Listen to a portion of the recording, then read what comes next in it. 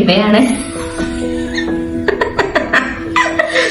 എപ്പോഴും വിചാരിക്കും എന്തെങ്കിലും ഇത് ഇൻട്രോ കൊടുക്കുന്നു, പക്ഷെ ഒന്നും കിട്ടിയില്ല. 2018 2024 ഇടയ്ക്ക് 800-ലധികം ഇന്ത്യൻ സ്റ്റുഡൻസ് ആണ് പുറത്ത് പഠിക്കാനായി പോയി പിന്നീട് മരണപ്പെട്ടതായിട്ട് റിപ്പോർട്ട് ചെയ്യപ്പെട്ടിട്ടുള്ളത്. ഈ അടുത്ത് തന്നെ 22 വയസ്സായ ഒരു കുട്ടി ബെർക്ലിയിലെ യൂണിവേഴ്സിറ്റി ഓഫ് കാലിഫോർണിയയിൽ കാണാതാവുകയും പിന്നെ അതിനെ തുടർന്ന് മരണപ്പെട്ടതായി റിപ്പോർട്ട് ചെയ്യപ്പെടുകയുണ്ടായി. പലപ്പോഴും കുട്ടികൾ പുറത്തുപോയി പഠിക്കുന്ന ആ ഒരു സ്വപ്നത്തിന്റെ അപ്പുറത്തേക്ക് അവർ ഒരുപാട് ബുദ്ധിമുട്ടുകളിലൂടെ കടന്നു പോകുന്നുണ്ട്. അവരുടെ അക്കാഡമിക് പ്രഷർ, സാമ്പത്തിക ബുദ്ധിമുട്ട്, അവിടെ അനുഭവിക്കുന്ന ഒറ്റപ്പെടല്, പെട്ടെന്ന് കൾച്ചർ മാറുമ്പോൾ ഉണ്ടാകുന്ന ഷോക്ക്, അങ്ങനെ ഒരുപാട് ബുദ്ധിമുട്ടുകളിലൂടെ അവർ കടന്നു പോകുന്നുണ്ട്.